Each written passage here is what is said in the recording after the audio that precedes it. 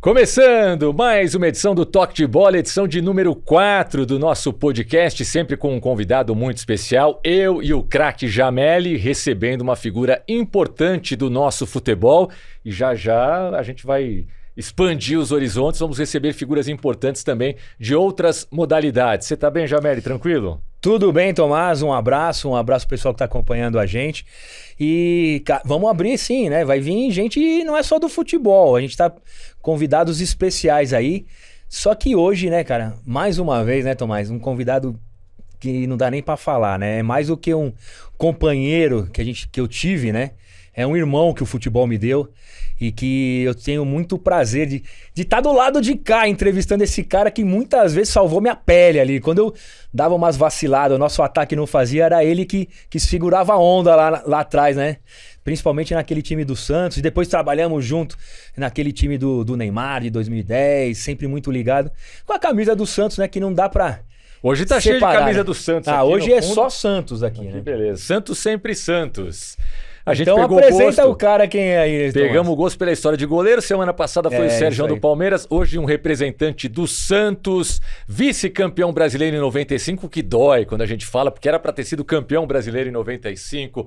Grande Edinho. Edinho, que bom recebê-lo aqui no Toque de Bola. É um prazer muito grande estar aqui com vocês. Prazer participar aqui desse programa que está iniciando, né? E pé direito, com certeza. Agora...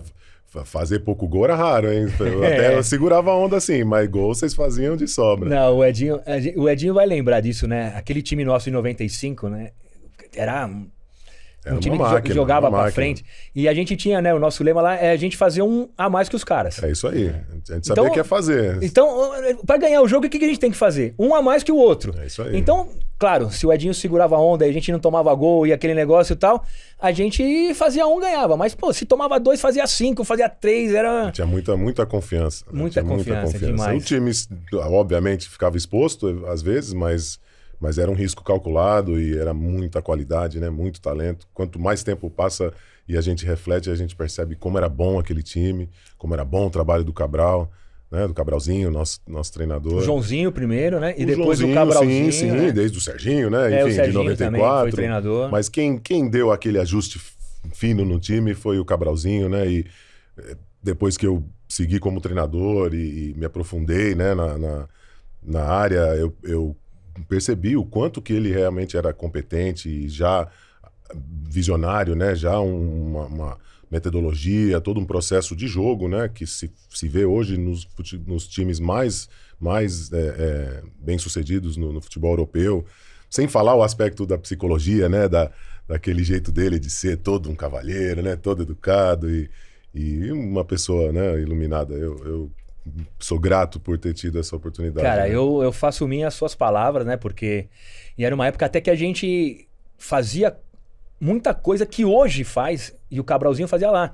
Esse negócio de fazer jogos reduzidos, né? A gente tinha pouco coletivo. Aí a gente fala, cara, o homem não dá coletivo. É isso aí. E treina só tático, o compartimento, só a defesa e só o ataque. E fazia, né, que a gente brincava, né? Que era o peito, pé, coxa, cabeça, né? Todo dia era o treino fundamento, cara. Era tocar com o pé, apesar que você veio da escola do Tele, você já estava acostumado com essa ênfase no fundamento, né? A ideia, né, dessa de fazer... Eu tinha do São Paulo e fui pro Santos, né? E tinha essa parte técnica que eu acho que a gente falta muito hoje em dia. Sem dúvida. Mas ele era... E esse lado mental, né? Ele era um coach, que hoje a gente fala... Ele era um coach, era um psicólogo esportivo. Naquela época ele fazia coisas de coaching que ele nem sabia, né? Nem tinha um nome. Era intuitivo, né? Era intuitivo, mas é o comportamento humano, a psicologia, né? Isso já é notório. Agora, a aplicação disso no esporte, que é uma novidade, né? Então... Ele estava na frente, então. Ele já estava na frente. Eu lembro nas finais de 95, quando a gente perdeu depois do 4-1 lá do Fluminense, a semana inteira de motivação em cima das matérias de jornais que saíam lá do Rio, o pessoal já comemorando, já celebrando as vitórias, e ele pegava os recortes, botava no painel do vestiário, todo o treino antes da gente ir pro campo, ele ficava do lado do painel e batendo na painel, ó, pessoal, olha aqui como é que eles estão lá, já estão comemorando, olha... Enfim, nada novo hoje, nada, né, diferente do que se faz hoje, mas há 30 anos atrás, né? Então, fundamentalmente, aquilo... né, faz parte do que nos fez vencer e nos moldou, né, para a nossa sequência na indústria. É legal vocês falarem isso, porque a impressão que dá é que faltou ali o título, que não foi culpa de vocês. A gente vai falar bastante sobre essa final contra o Botafogo, para colocar o Cabralzinho num lugar mais alto, né? Num lugar onde ele merecia, né? Pouco valorizado, né? Pelo trabalho que ele fez em 95. Essa reflexão sua, ela é muito precisa e muito cruel, né, pra gente lembrar. E não só ele, como todos nós, né? Claro, sem dúvida. O futebol naquela época era diferente, em vários sentidos, mas, por exemplo, né, naquela época, só o campeão brasileiro e o campeão da Copa do Brasil tinha vaga para Libertadores. É verdade. Então, isso determinava o planejamento, né, da equipe para a próxima temporada, investimentos. Então, a gente não sendo campeão, a gente não participaria da Libertadores e aí o time não foi mantido. Vendeu, metade do time foi embora para a Europa, o Jameli foi para o Japão, né, o Giovani, Marcelo, Passos, enfim, quase todo mundo foi embora. E se tivesse vencido, aí o time teria sido mantido, teria sido reforçado, e aí a gente talvez tinha uma oportunidade ali de construir uma dinastia, né? Um legado ali mais importante. E Tomás, queria, em cima do que o Edinho tá falando, né? Do Cabralzinho, que ele era um gestor de pessoas, né? Gestor de equipe. Sim. E eu vou querer, a gente vai ver um vídeo daqui a pouquinho. Aquele time, né? A gente tinha vontade de ir pra concentração, porque a gente era uma família mesmo. Era gostoso concentrar, né? Com certeza. Numa época que, cara, a gente jogava no domingo, a gente às vezes ia à sexta-feira, ficava treinava. Naquela época a gente disputava o Paulista, Copa do Brasil, Sul-Americana. Supercopa de alguma coisa. Tudo na mesma época, né? Os campeonatos se sobrepunham, né? Então era domingo, já chegamos a jogar domingo, terça, quinta, domingo, 4 jogos numa semana. Na Colômbia, e depois no Porto Alegre, e depois em São Paulo. Mas da onde muitos times tinham os aspirantes, tinha um time B, né? Enfim, criava a solução, tinha qualidade sobrando para isso, né? Você mesmo... exemplo, você foi campeão da Copa do Brasil e do Paulista no Expressinho. E o time principal ganhando o Brasileiro e Mundial, Libertadores, no mesmo ano, né, cara? Isso é um negócio inédito. É um negócio que essa história também... Do calendário que o pessoal reclama hoje já era da nossa época. O São Paulo tinha dois, né? 94, no início da década de 90, o São Paulo tinha 2 times. Chegou a jogar 3 vezes no mesmo dia. Não, 2 vezes. 2 vezes no mesmo dia. Eu joguei pela O Grêmio é que jogou 3 vezes no mesmo dia. O São Paulo eu cheguei a jogar, 7 horas pelo Campeonato Brasileiro. Fomos pro vestiário, voltei, troquei de roupa em 9h30 e entrei na Sul-Americana. Ou era na Comebol naquela época. Teve que criar legislação para proibir isso, porque não tinha... Exato. Então vamos ver aí, tem um vídeo, Edinho, não sei se você vai lembrar desse vídeo, exatamente isso. Que a gente era tão unido, esse grupo aí do Santos, né? Era tão... Sim, uma família, né, cara? Esse jogo aí, não sei se você lembra desse jogo, Edinho, lembra?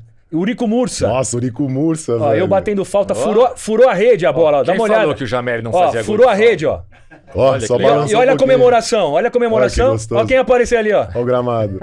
Você viu? Dá pra voltar. Agora tem a defesa do Edinho, Boa. Cara, a gente já sofreu, hein, com o campo, cara. Nossa, campo horroroso, né? Então, e daí... Mas jogava, cara, mas o que eu quero ver olha, depois do gol da falta, olha, a comemoração. Eu atravesso o campo correndo e vou comemorar com o Edinho, cara. No peixinho. Então, isso era um negócio, olha lá, no peixinho, no campo lameado. Cara, desculpa até te interromper, claro, mas é um negócio que hoje a gente vem refletindo. Eu fico tão triste. A alegria, né, de jogar bola. O que motiva a gente a jogar bola? Hoje em dia, tudo tá tão superficial, tem sempre uma motivação externa, uma secundária. Ali não, a gente só amava jogar bola, cara. Alegria, né? Nossa, hoje é uma profissão. Mas não é a questão de profissão, é a questão de eu acho que mais do que prazer bater o cartão no que você faz. Sim. E que a motivação para você fazer aquilo é o prazer de fazer aquilo. Sim. E hoje, e não tô atribuindo culpa, só tô refletindo na realidade que existe hoje. Né? Uma criança de 13, 14, 15 anos vai para um processo de treinamento, de jogo, e a primeira coisa que tá motivando ele tá lá não é o prazer de jogar, é o resultado daquilo, é uma postagem no Instagram, é um contrato, é uma valorização, enfim, são coisas dos tempos, realidades, né? Enfim, sim, né? Sim. A gente pode refletir em tudo isso, mas fundamentalmente aquela coisa da raiz de praticar esporte, do prazer de jogar bola. E só ir lá e jogar. Isso você não vê mais, cara, isso tá comprometido. E eu acho que isso tem um reflexo muito ruim no produto final. Lá no profissional, no mais alto nível, eu consigo traçar, né, esse paralelo desde essa origem, né, onde está comprometido isso, até o resultado final, até o produto final que a gente tem no nosso país, que hoje eu considero extremamente pobre. Muito bem. Quando eu falo de profissão, é que eu tenho a impressão que lá Desculpa atrás... trazer para baixo. Eu acho que é isso cara, mesmo. é a realidade, Edinho. Eu tenho a impressão que lá atrás era o sonho do menino de jogar num estádio lotado, de jogar no time do coração, que às vezes mudava, você ia jogar no time rival. Hoje parece que já está tudo com um moleque com 12, 13 anos, o pai, o empresário já traçou ali uma série de metas para ele. Já arquiva, já tem que ter imagem, já tem que ter, sabe? Exato, já tem o staff, enfim. Então a gente cansou de jogar para ninguém ver, sabe? Embaixo de chuva, com outra, os pais chamando para ir embora. Jogar pelo instinto, né? Eu acho que a gente perdeu isso, de jogar pelo instinto, né? Hoje parece que quem trabalha, você trabalhou como treinador, depois eu perguntar isso aí. Veja bem, são coisas diferentes. Uma coisa como que é a escolinha... formação, aí entra num aspecto de formação. Quando chega você, que é o treinador do profissional, você pega um jogador que ele já está com uma série de vícios, que você, como treinador do profissional, você não tem tempo de fazer isso. Claro. Você pulou de um galho para o outro agora, mas esse lado também está extremamente comprometido. Né? Eu acho que tem tudo a ver isso, cara. Aí já é a questão do treinador brasileiro, né? Da formação, do processo de formação. Aí que já... vem desde lá da molecada. Sim, mas formação é isso, é base, né? Você vê na escolinha o treinador das escolinhas, principalmente... A escolinha não, mas a escolinha, a base do clube. Né? A base do clube, o sub-15, o sub-17. O sub-17 ainda já, mas o sub-15, o sub-13... a preocupação com a parte tática, com a parte... Não, deixa os meninos jogarem, né? Deixa ter essa... Sim, mas e não consegue fazer isso por quê? Porque se não tem resultado, ele tem medo de perder o emprego e daí não vai conseguir a carreira. Então o que ele faz? Ele põe os caras mais fortes, ele põe os caras que que decidem ali e nem sempre o bom, né? O pequenininho, o magrelinho, o que fica... tem oportunidade de jogar, né? Sim, sem dúvida, sem dúvida. Nós perdemos os talentos. Sem né? dúvida. Bom, eu quero falar mais de 95, quero falar muito da semifinal contra o Fluminense. Só lembrar que a gente está aqui para Vitacom valorize com a cidade, também com o apoio da Ecobir e de outras marcas que daqui a pouquinho a gente apresenta ao longo do programa, que você curte. Se você estiver no canal do Band Esportes no YouTube, saiba que você pode também curtir o Toque de Bola no app da Nilco Play. Se você estiver nos acompanhando na Nilco Play, saiba que você também pode ir lá no canal do YouTube do Band Esportes. Aproveite para se inscrever também no canal. Edinho, aquela torcida generalizada pelo Santos, eu acho que muita gente... Porque o Santos, em 95, era um time que estava numa fila de 11 anos, era um time que não vinha conseguindo muitas vezes jogar de igual para igual contra os outros grandes, era uma fase muito ruim. E, de repente... um grupo que muita gente até não acreditava tanto começa a fazer sucesso naquele Campeonato Brasileiro e acho que a catarse vem naquela virada espetacular contra o Fluminense. Mas antes de chegar na semifinal, vocês fazem um segundo turno do campeonato muito bom. Aquele Brasileiro de 95 só se classificavam 4. Eram, se eu não me engano, 2 de cada turno. Em que momento do segundo turno que vocês perceberam, opa, dá pra gente se classificar, dá pra gente brigar por algo maior nesse Campeonato Brasileiro? Cara, como você falou, né? O time vinha de uma época muito difícil, né? Em termos de resultados e títulos e o torcedor desacreditado, né?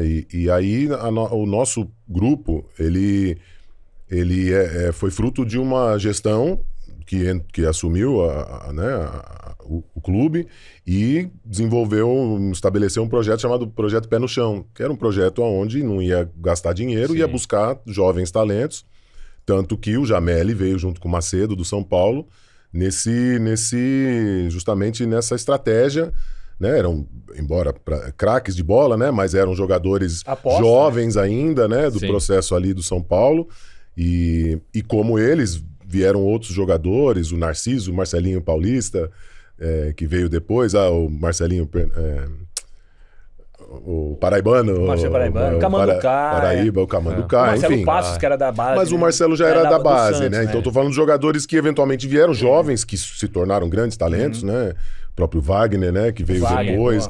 Enfim, então o time realmente era uma aposta, né? O próprio Giovani, né? O Giovani, com certeza, foi um garimpo, né? Um garimpado ali. Tem toda uma história também, né? Que ele vinha pro Palmeiras, aí... Na véspera da apresentação dele lá do teste, que ele ia fazer teste, né, ainda no Palmeiras, ele se apavorou com o frio de São Paulo e quis ir embora, voltar para o norte. O empresário conseguiu convencer ele de não voltar e que ia conseguiu uma oportunidade para ele no Santos, que era uma cidade litorânea, que era um clima mais agradável. Ele quase foi embora. Ele se trancou no quarto na noite lá em São Paulo, resolveu ir embora, não queria ir mais para fazer avaliação. Quero ir embora, o empresário já comprometido, me imagino, com investimentos, com a articulação que ele teve que fazer. Conseguiu desviar ele para Santos e foi isso que levou ele. Então o frio fez o Giovanni trocar o Palmeiras pelo Santos. É isso aí. Eu não sei ele conta essa história depois. Se foi o El Ninho, o El Laninha. Qual o fenômeno do tempo? Obrigado por você ter feito frio naqueles dias e o Giovanni soprou um vento pro nosso time lá do Santos, cara. Muito importante pro nosso Messias, né? Chegar lá. E aí esse time realmente, na mão como eu falei, do Cabralzinho, virou uma máquina.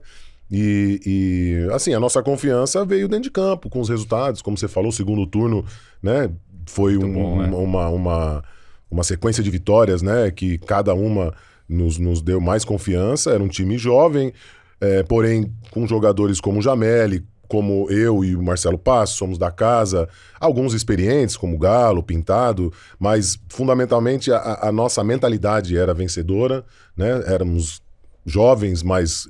né, com muita ambição, né, e um senso de responsabilidade muito grande que eu trazia com o meu legado, com a minha história, o peso que eu carregava, né, vestindo essa camisa. Então, assim, tudo isso foi moldando ali o nosso processo, dentro, fora de campo, a nossa convivência, né, como o Jameli lembrou, né, era assim, o pai dele era um paizão de todos nós, né, que Deus o tenha. O Jamelão. Ele ia nos jogos com a gente, voltava no ônibus com a gente. Isso aí, trazia lanche, assim, era coisa assim... Legal. São reflexões que a gente traz, né, muito, muito interessante, onde... Hoje o futebol evoluiu muito, se profissionalizou muito em muitos aspectos, né? Mas tem muitos aspectos que eram folclóricos, mas também eram verdadeiros e eram essenciais para a experiência do esporte, né? E o torcedor percebia isso no time que jogava em campo. Infelizmente hoje, né? Os jovens que acompanham o futebol hoje não tiveram essa experiência. E eu me sinto aqui um velho como os da época do meu pai, que criticavam a minha geração e diziam que a gente não sabia o que era futebol, que futebol era aquilo lá. E eu sou obrigado a dizer isso, que esses moleques hoje não entendem o que é futebol, e comparar um vídeo antigo com um vídeo moderno não faz justiça a essa realidade. Sim. Há todo um aspecto emocional, né, que você ia pro jogo acreditando no seu time, mesmo sendo o time inferior, ia lá com aquela fé e o jogador se entregando e as guerras, verdadeiras batalhas em campo. Então hoje o futebol está totalmente... É uma mentira, é uma atuação permanente ali, o jogo, né? Simulações infinitas, sabe, uma vaidade, uma soberba. Isso é da humanidade, não é só do futebol, isso é dos tempos, né, da humanidade, mas se reflete muito no esporte. O esporte amplifica, né, um microcosmo da vida, isso muitas vezes, do esporte, né, de um modo geral, né, ele é um microcosmo da vida e muitas vezes se acentua ali, se exagera ali em alguns aspectos. E essa questão, né, do comportamento, do comprometimento com o jogo. E aí vai daquilo que a gente falou, da base, da formação, quer dizer, todo um processo. A sociedade também, mas o resultado é esse, que é uma coisa, hoje é um produto, é uma experiência superficial, que é voltada ali a uma segunda intenção sempre, né? Uma imagem, uma provocação, enfim. E na nossa época era o jogo, era aquelas... né? Então aí voltando até a falar um pouco do aspecto de jogo, né? Então hoje... No Brasil, isso não é uma coisa universal. Eu vejo uma coisa muito mais latente no Brasil. Essa forma de que a simulação ela virou um artefato de jogo. Né? Tanto cavar falta, fingir lesão, fingir que... Eu não entendo goleiro, esse comportamento. Cara. Veja bem... A gente até sabe, o goleiro faz ali aquela cena pra parar o jogo, tá uma coisa escancarada, tá uma coisa que não tem mais malandragem. Com 30 do primeiro tempo, cara. Os caras no fazendo primeiro cena, lance, cara. A primeira defesa, sabe? Cara, Então, assim, é uma coisa que já se banalizou, já, pra mim, eu considero uma doença. Eu entendo que o futebol brasileiro hoje tá num estado de enfermidade, vive um câncer. aliás, vários cânceres, né? Dentro de campo, fora de campo, nesse sentido, né? Esses aspectos de comportamento. E eu estendo isso para o futebol sul-americano, que eu ainda vejo ser bem diferente do futebol europeu. Esse tipo de comportamento que você cita e que você critica aqui. Veja bem, né? É fruto de um amadorismo brutal, né? Que toma conta do nosso futebol. E um outro aspecto que não pode ignorar, que é a essência da indústria é política, né? Então, isso é uma contradição permanente, né? Com o empreendedorismo, com o profissionalismo, né? Que o mundo afora já exerce, né? Na indústria do esporte, e a gente ainda está nesse contexto, nesse modelo ainda absolutamente político.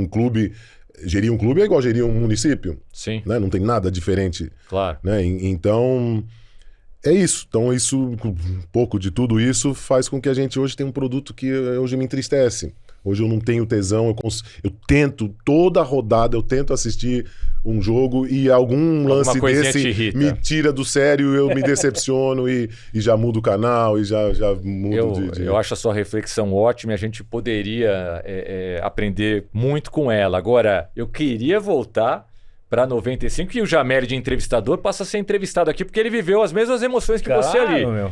Eu queria saber, a partir do momento que vocês tomam aquela cacetada do Fluminense no Rio de Janeiro, seja no vestiário do Maracanã, seja no voo de volta, vocês devem ter voltado de avião, vocês de fato acreditavam na virada ou percebia-se um ar de derrota no ar? Quer que eu comece? Fala aí. O meu lado é pior do que o do Edinho. Por quê? Rio de Janeiro, 2-1 pro Botafogo, um escanteio. E eu ficava na beirada. Não, Fluminense. Desculpa, o Fluminense foi antes. O Fluminense, eu ficava na beirada ali pra pegar o rebote. Tem um rebote, sai o Valdeir, o filho do vento, né? O The Flash, né? O The Flash. E eu vou atrás dele, dou uma voadora nele. Mata a jogada. Na minha cabeça, 2-1, eu mato a jogada. Ele ia sair na cara do Edinho. Sim, você evita o 3-1. Era um início de um contra-ataque que os caras eram fulminantes. Eu pensei, eu vou matar a jogada, vou tomar o cartão, 2-1, vamos pra São Paulo, meus caras vão ganhar e tal. Porra, eu faço a falta. Só os 35, 38, sei lá. Vai a bola na área, o Fluminense faz o terceiro gol. Você não sabe contar direito a história? Eu sei, pô. Fala aí, então. Foi justamente um escanteio, né? Nós estamos pressionando pra empatar o jogo. Jogando bem. O jogo equilibrado. Os times dos caras eram um baita time também, tinha acabado de ser campeão estadual.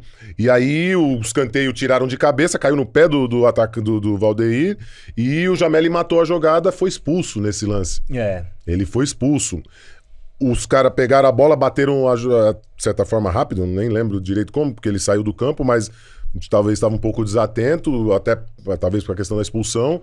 Eles bateram a falta que foi lá no campo de defesa deles, logo fora da área, mas bateram rápido e gerou um contra-ataque rápido, uma desatenção nossa. E aí no final dessa jogada, o Robert matou a jogada também, já na nossa intermediária. Sim. E foi expulso também. Então, em 2 lances sequenciais, nós tivemos 2 expulsões. Então isso descaracterizou o jogo. O jogo foi um jogo equilibrado, onde nós perdemos por 2-1, mas poderíamos ter empatado, poderíamos ter virado. Mas aí, em 2 lances consecutivos, tivemos 2 expulsões. Em 5 minutos, os caras fizeram mais 2 gols. E aí o jogo virou 4-1, um placar que aparentemente é um placar, né, de goleada, mas não descreveu o que foi o jogo. Claro. E é isso que a gente se apegou. Não no resultado, mas no que a gente jogou. Né? E, lógico, a trajetória do time no segundo turno todo, da gente saber que era um time extremamente ofensivo. Então vocês acreditavam aí? Cara, com certeza.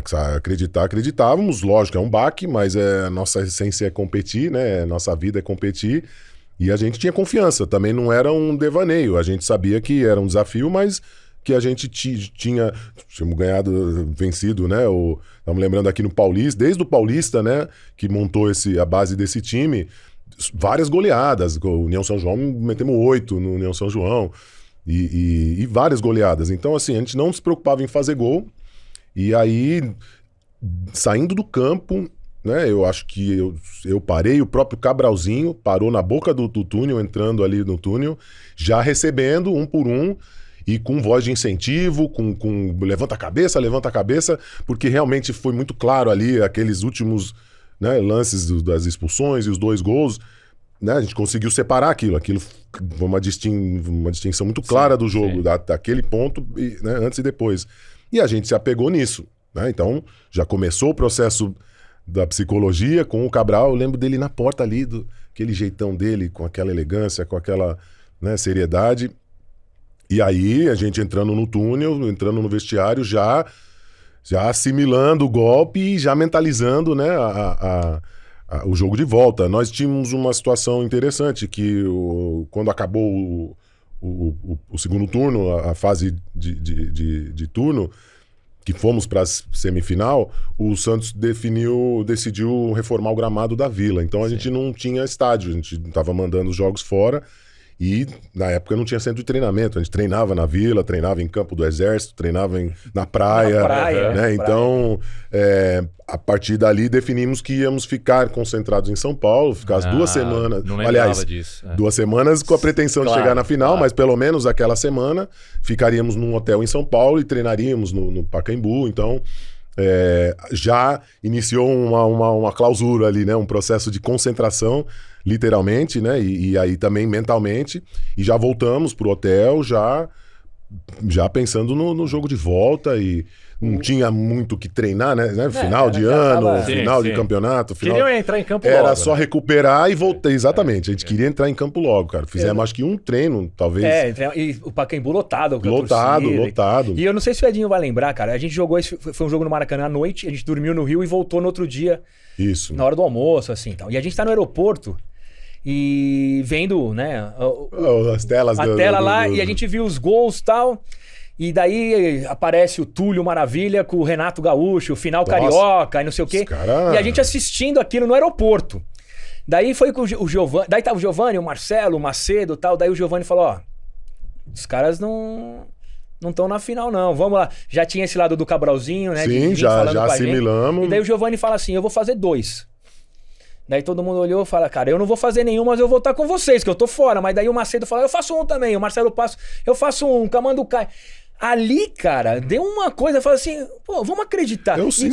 Pra mim foi do vestiário, do vestiário começa, mas eu lembro bem dessa cena no aeroporto, cara. É porque ali a gente enfrentava o povo, os carioca, o povo olhando pra nossa cara, os caras tirando sarro. Não sei o quê, voltar pra Paulista, não é fácil, não. Sei o quê. E, cara, e ali foi criando uma coisa no hotel, a gente passava, você falou que ia fazer 2, né, Giovani? Então você vai fazer gol. Nós não tinha nem segurança, né? Era o Ari Jarrão, né? O massagista era o segurança. Era demais, cara. Enfrentava o povo na rua. E o que era legal, o Edinho falou que a gente ficou num hotel ali na Rebouças, né? Que era pertinho do Pacaembu. O Lorena Flat. Lorena Flat, mudou de nome agora. E passava os caras buzinando, falava: eu sou corintiano, mas, pô, domingo vocês vão lá. Naquela época eu senti que a cidade abraçou o time, criou um lance de Rio-São Paulo ali e a gente acabou representando São Paulo. E era um time simpático, né? Era porque jogava alegre e tal. Daí passava o São Paulino: vai lá, vamos ganhar, não sei o quê. Cara, e aquilo foi pegando um tamanho. É verdade. E quando chegou no Pacaembu, aquele dia lá, né? Quando começou o jogo, absurdo. Foi demais. E aí o Santos faz o gol no finalzinho do primeiro tempo, fica 2-1, é isso? Termina o primeiro tempo 2-1. No jogo de volta? No jogo de volta. Não, 2-0. 2-0. Inclusive porque teve a estratégia de ficar no campo no intervalo do jogo. É isso que eu queria saber. Quem é que teve essa ideia? Foi uma coisa na hora? Essa ideia foi do Pintado, cara. Galo e do Pintado? Não, o Pintado. Foi o Pintado deu a ideia. O Pintado deu a ideia. Era um paizão pra nós. Cara que era já era literalmente um pai do Jamel e do Macedo, lá do São Paulo. Mas chegou no nosso clube já bastante no final da trajetória. Já era consagrado, né? Um cara campeão do mundo. Totalmente, né? Mas não estava mais jogando no nível de mais alto. Mas a exercer a liderança fora de campo. Exatamente. Sem falar um ser humano maravilhoso. Era um líder, né? Um cara altamente experiente, vencedor. E aí ele teve essa inspiração. Cara, vamos ficar no campo no intervalo. Aí foi onde eu, trocando ideia com o Galo, a gente era meio que uma liderança ali, eu, o Galo, o Jameli, né, o Giovani, mais tecnicamente, era muito retraído, muito tímido, mas a sua presença, né, sempre era importante. E o Pintado, né, nesse papel que eu descrevi. E aí, só que aí eu conversando ali, cara, é uma coisa se fosse um gol de diferença, né? Mas são 3 gols, cara. Tem que fazer mais um.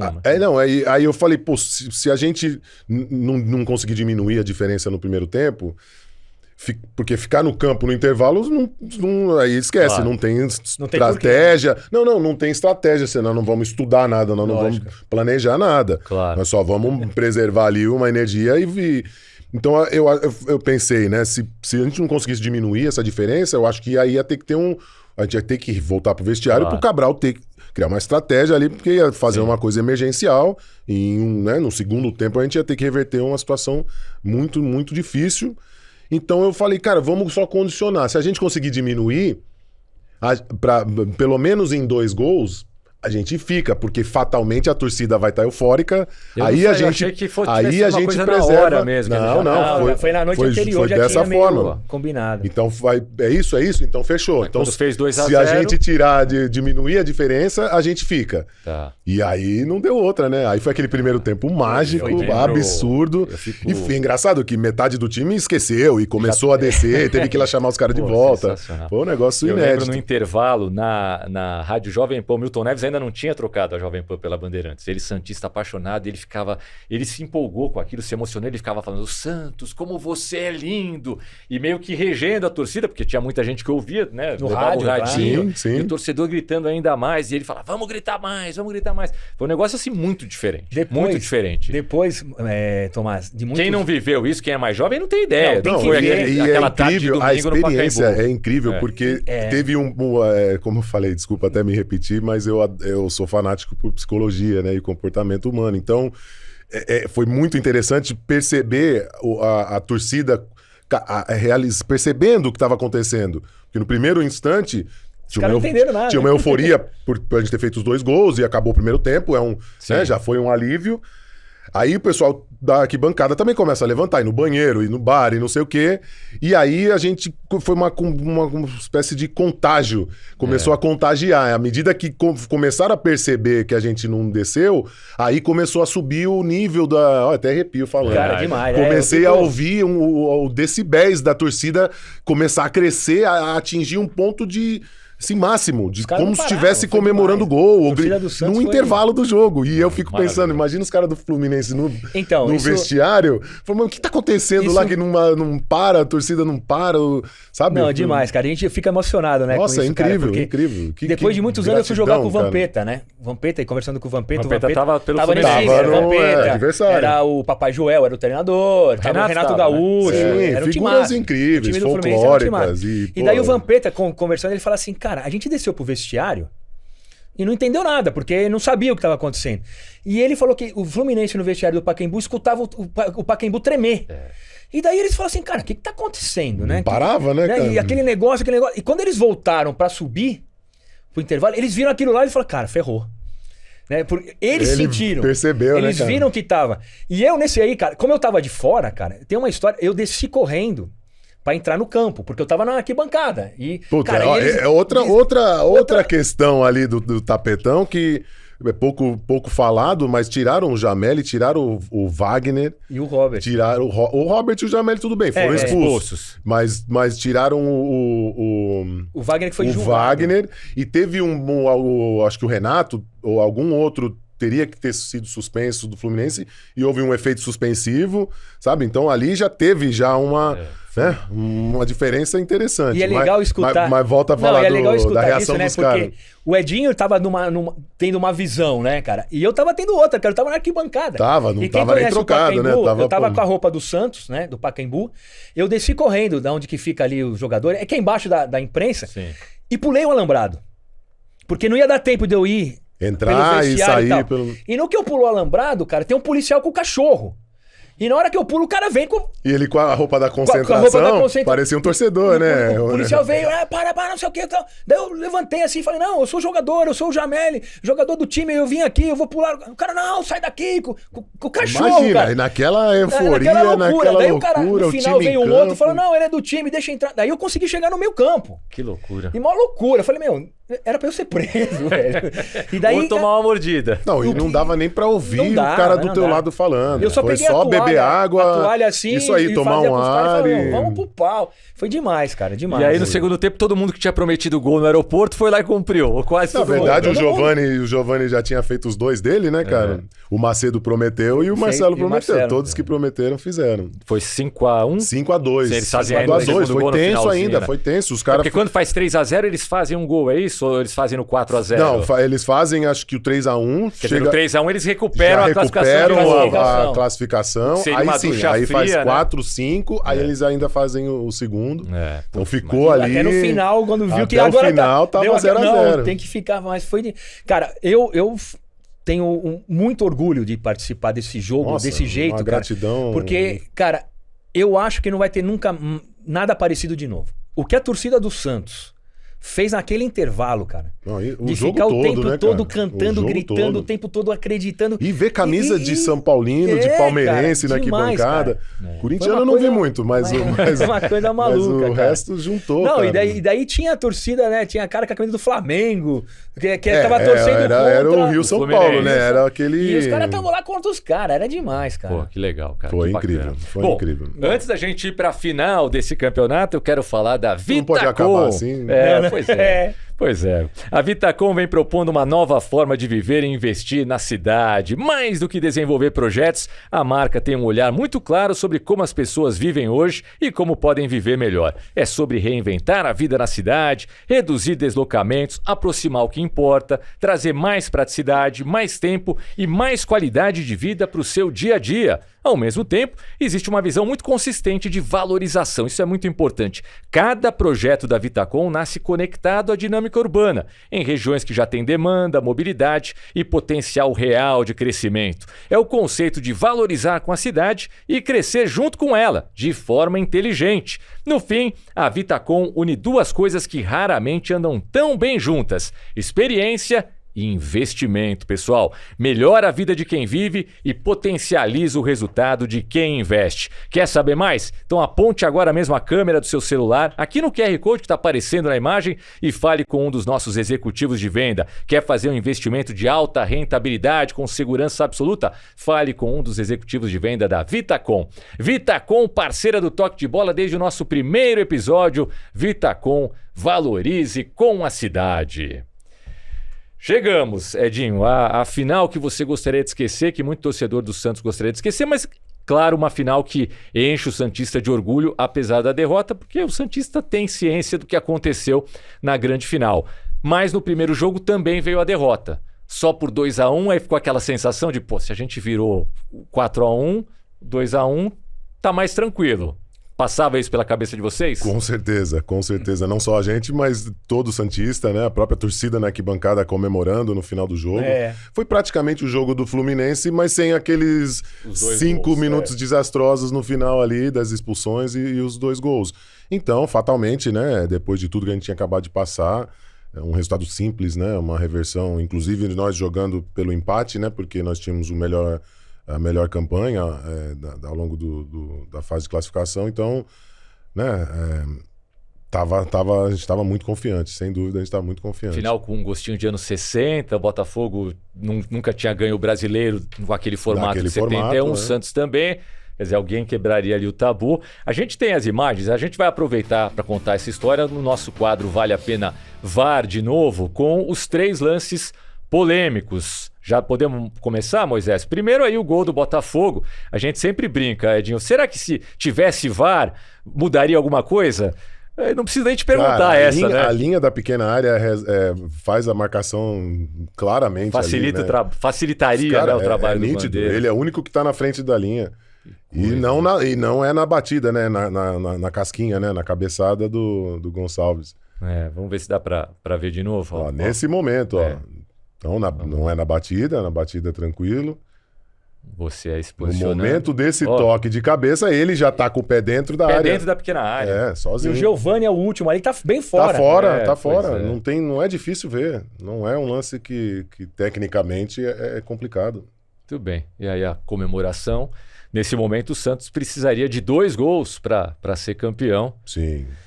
Ó, nesse ângulo dá pra ver bem, ó. Ó, Cara, muito olha, na frente. o Giovani tá bem longe, Só, né? Muito o Narciso e o Giovani são os últimos homens. Sim. E aí, isso ainda no primeiro tempo, Túlio foi artilheiro desse campeonato, 23 gols.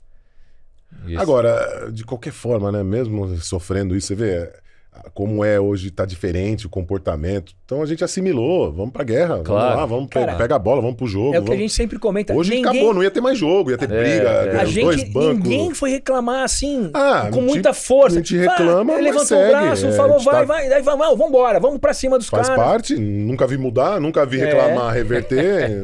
Pois É verdade. Vamos pro segundo lance, o gol do Santos, que tem botafoguense que questiona o gol do Santos por conta de um suposto toque de mão do Capixaba, né? Marquinhos Capixaba. se eu não me Sim, engano. sim. Foi mão, foi mão.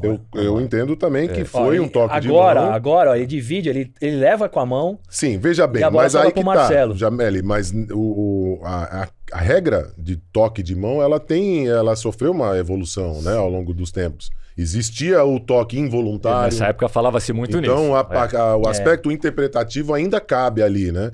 O lance do impedimento, do primeiro gol, foi um lance Não, mesmo, claro. mesmo quem entenda que o gol deveria ser anulado, vai concordar com a gente que é um lance de interpretação total, que é um lance Isso, discutível. Exatamente, É? essa é a Ó. questão. Eu não nego que tocou na mão, foi... Nessa época ainda se discutia a intenção. Exato, Foi sem querer, foi de propósito, foi... É que o impedimento foi muito claro, cara. Isso, E era uma coisa muito E são simples. aspectos, são processos diferentes, né?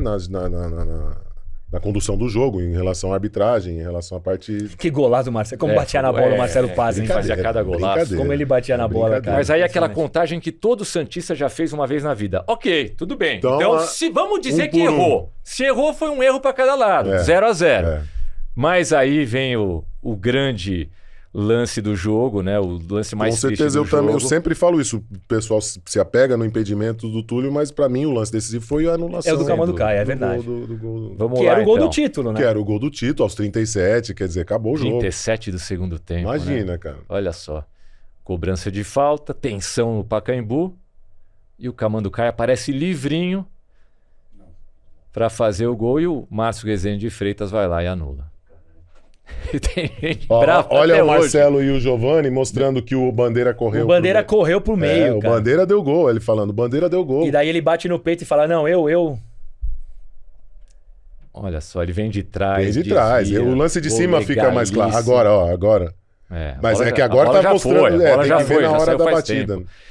E você comentou fora do ar, Edinho, que você olhou pro Bandeira. Foi a tua primeira reação eu do tinha outro lado. comigo não comemorar o gol enquanto eu não vi o Bandeira correr. Isso é uma questão de hábito meu.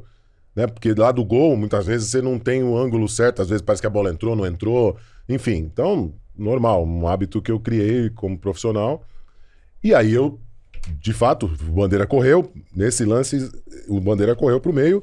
O time tava ali discutindo, mas no primeiro instante ali, foi pro canto ali comemorar. E eu fui comemorar lá na curva, lá que eu tava lá do outro lado. Sim. E aí o Gandula veio me chamar, que a bola já tava voltando pro jogo. E o Gandula falou, não, a bola tá em jogo, a bola voltou. Eu falei, não, foi gol, foi gol. Ele falou, não foi. Eu falei, foi sim, eu vi o Bandeira correr. Tive até esse diálogo com o Gandula. E aí, infelizmente, o Márcio bateu no peito e falou, não, é comigo. Quando vocês estão em campo, vocês não têm exatamente a noção se aconteceu... Quer dizer, vocês já sabiam Não, no intervalo justamente, por conta do justamente. primeiro tempo. Mas como é que foi ali? Durante o jogo, alguém já te informou no segundo tempo que o gol tinha sido mal anulado? Você só ficou sabendo depois? Não, ali foi aos 37 do segundo. Ali a gente... Aí Não, e a mesmo questão... do primeiro a gente não ficou sabendo muito no Também, intervalo. No também, intervalo não não tinha, falar, não não era tinha isso. tão- Fala, não, ó, foi erro. Não, eu não lembro Ali de alguém me falar alguma tava coisa. surgindo o celular, né? E ainda não Então, era... a adrenalina não do tinha jogo, né, Dinho? internet, Tá, né? Com tá. imagens, essas coisas. E tava na adrenalina e a gente era focado. Não existia... Né? Abrindo uma rápida parênteses aqui, hoje, né, com a experiência que eu tenho como treinador, é uma coisa que eu percebi que me incomoda demais. Isso é desde o sub-15 até o profissional. O treinador, existe todo um processo de preparação, preparando o time para jogar, que aborda o árbitro. Toda uma palestra de jogo e tal, se dedica 20 minutos, 15 minutos para falar da arbitragem, do árbitro, perfil do árbitro, Sim, da cara. sim. Então, olha o que está acontecendo. Você está mentalmente condicionando o seu jogador a entrar em campo E entender que o árbitro é um adversário, ou um aspecto do jogo que se manipula, onde a condução do jogo deve ser neutra, deve ser uma coisa que eu não existe esforço em função disso. Claro, dentro de um profissional, indústria profissional, você acaba conhecendo características de árbitro, você acaba percebendo tendências. Na nossa época era assim, claro. Era o Godoy, era o Reis. Você pode falar mais, a gente sabia o jogo rolar, a tolerância de cada um, tal, mas nuances, né? Aspectos que você cultivava ali, um conhecimento de conviver e tal. Mas hoje não, hoje é faz parte da preparação. Os analistas de desempenho, que hoje também, né, prolifera no futebol, eles têm a incumbência de estudar o árbitro, de trazer estatísticas e tendências de quantos cartões dá no primeiro tempo, segundo tempo, blá, blá, blá. E isso eu acho um absurdo, mas isso fica muito claro quando você vê os jogos, o quanto que o jogador vai preparado já para esse embate, para essa dinâmica, e isso tá gastando energia mental dele de jogar bola. Em vez de preocupar com o adversário, com estratégia, com o aspecto intelectual do jogo, não deveria... ele tá lá emocionalmente, né, gastando uma fortuna com arbitragem, com se frustrando e deixando que aquilo tire ele da concentração do jogo, né, enfim.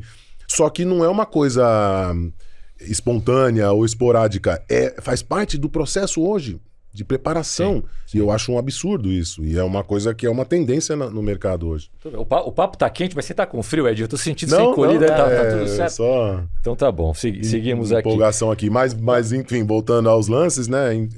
É lamentável. Na época, se eu não me engano, no Fantástico já tinha o tiratema, né? No jogo teve já. O tiratema do gol do Túlio. Já teve. mostrou na transmissão da Só Globo. Que, cara...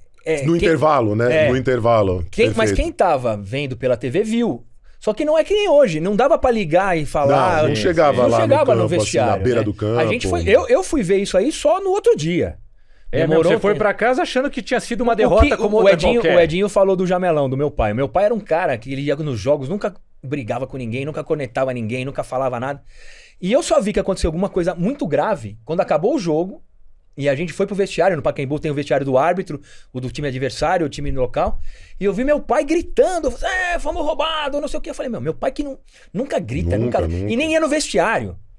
E meu pai, não, isso é uma sacanagem, não sei o que. Então eu falei, cara, se meu pai tava fazendo isso aqui, alguma coisa muito séria. Daí chegou no vestiário, né? Daí já veio o Ari Jarrão, o seu Zuca, o roupeiro, falou, pô, roubaram a gente, roubaram. Que era o pessoal que tava fora ali, que não tava envolvido no gramado. E a gente só ficou sabendo disso lá, né? É bem por aí mesmo, é bem por aí. A dinâmica era diferente, a comunicação, cara. Era essa. Mas é uma história, cara, que...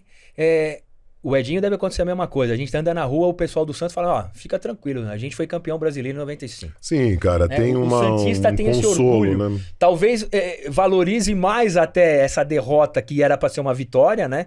E que lembra disso como uma coisa para fortalecer para vir depois, né? Claro, a reviravolta que deu o Santos. Porque na nossa época, né, Edinho, eu acho que é aquele time que foi o que trouxe depois, né? A evolução. Quantos relatos tô falando agora do aspecto do torcedor, né? Da empolgação do torcedor. Quantos não falavam que tiraram camisas do baú naquela época para ir pro estádio? Foi o grande momento do Santos na década de 90. O Santos ganhou o Rio-São Paulo, ganhou Copa Comebol, mas eu acho que nada se compara com aquele brasileiro de 95. Depois disso, né? Aquilo nos restabeleceu ali entre os quatro grandes. Mas eu digo, mas mesmo antes do título de 2002, que é oficialmente a quebra do tabu, né, para muita gente. Dúvida. O título do Rio-São Paulo em 97 contra o Flamengo, se eu não estiver enganado, no Morumbi, e o da Comebol... 99, né? Não, acho que 97, Edinho. 97? O Rio-São Paulo, janeiro de 97. Eu tava operado. Gol do Juari, né? Eu já tinha saído já. Gol do Juari E o da Comebol, eu acho que talvez signifiquem menos pro torcedor santista do que o que foi aqui. 95 a cidade parou pra torcedor. O que marcou a nossa geração, o que marcou o clube, sem dúvida é um fenômeno. Até porque no nosso país a gente sabe o quanto que menospreza o vice é o primeiro dos últimos, né? Então, assim, da gente ter esse reconhecimento e até hoje, né? Você vê que a gente tá falando aqui já há quanto tempo, né? De 95, hoje a gente ainda consegue falar com alegria, né? Por muito tempo cara, foi muito difícil falar sobre isso. Eu acho assim, cara, o Santos pra mim é o maior time do Brasil, de história, por tudo que tem, talvez batendo com o maior do mundo de qualidade, com o Real Madrid. Com história, né? Com impacto no mundo. E eu acho que o Santos tem o time do teu pai, né? De 62, 63. Sim. Tem os meninos da Vila, do Juari, 79, do Chulapa. 78. Tem o 95, né? Sim, O nosso. sim. Tem o 2002, do Robinho Sim. e do Diego. E tem o 2010. Eu acho que são 5 times do Santos que mudaram pra melhor. Que impactaram, né? Então, O esses futebol, 5 times, o né? clube. Então, cara, eu acho que esse time de 95 é muito legal por causa disso. Que Tal, foi e uma- o único que não tem, que não tem conquistou, isso que eu ia falar, né? O que título. foi o único que não foi campeão, cara. Tipo, é a seleção de 82 da história do Santos. Exatamente. É. Nossa, perfeita a comparação. E a gente tem muito assunto com o Edinho ainda, mas antes de sair desse assunto, Edinho, eu quero que você... O que te lembra isso aqui? Nossa Você Senhora. lembra disso? Isso me lembra um pano de mesa Restaurante. de restaurante, cantina. Não faz no parque lá, como é que é? É piquenique. Piquenique, É. pô, parece um pano de... Mas esses shorts, cara, que situação, Olha né, lá, cara? Olha Olha só que coisa mais feia, Calvin cara. Klein que fez, que desenhou. Olha. Que coisa mais feia, cara. Ó, E você lembra quando foi chegaram pra gente, castigo. Edinho, com isso aí, cara? Que É que esse tinha um estrelado, né? Tinha tinha um o de preto estrela, com estrela, tinha o né, de cara? estrela também. Olha lá, ó. Meu Deus. Olha só, cara. Camisa Cara, listrada. mas é irreverência, né? É irreverência. é Hoje outro faz coisa bem parecida também. E você lembra todo mundo careca, Edinho? Lembro, claro. Que a Várias gente tendências. rapou a cabeça, todo mundo rapou a várias, cabeça. várias coisa de família. Olha lá, Olha lá. Olha os bonitão. Olha lá, eu, você, o Galo. Você foi num evento É o do Basílio Paulista, ali né? atrás? Ali é o Basílio, Basílio, é um é. evento da Federação Paulista. Início de temporada. E nós fomos como os 3 representantes do Santos. Tem mais algumas aí também. Galo magrinho. Ah, os meninos. Ainda bem que você falou o Galo magrinho, não Oh, eu nossa, magrinho. É.